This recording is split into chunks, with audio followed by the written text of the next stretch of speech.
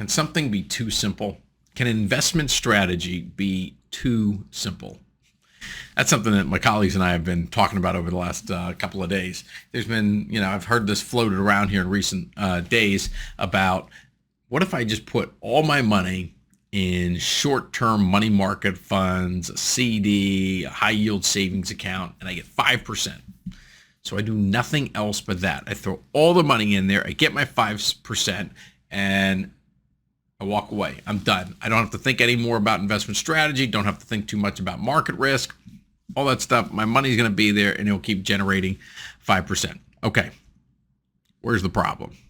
You know me. I love simplification. I love to make things as simple as possible.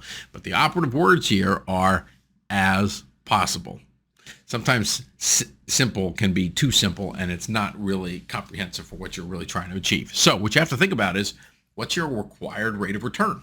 If your required rate of return, if you need something higher than 5%, you need 6%, 7%, 8% returns on your money to achieve your long-term goals, then 5% is not going to cut it. So right there, it should be a non-starter.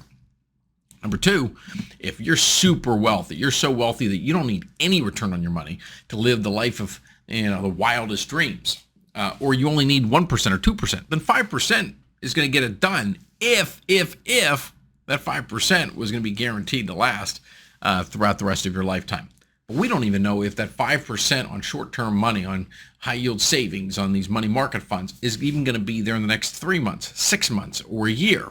So you have to worry about reinvestment risk. What's going to happen if I leave all this money in here? What are the other opportunities that are out there in the marketplace that might be able to generate even better returns and maybe more lasting, long-lasting returns? So this is why saying I'm going to make this one move, and it's super simple. I can set it, forget it, just like Ron Popeil and his food dehydrator. You set it and you forget it. Remember those infomercials back in the day?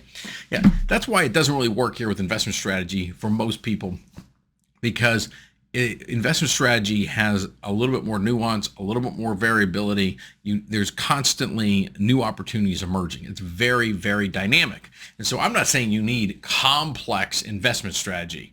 I'm just saying you probably need something a little bit more complex than just your one move, set it, forget it, walk away, you've got it done. So for everybody, it's going to be a different factor of how much money you need in the short-term instruments that are paying right now north of 5% to take care of short-term goals, things that you want to accomplish over the next 6 months, year, 2 years.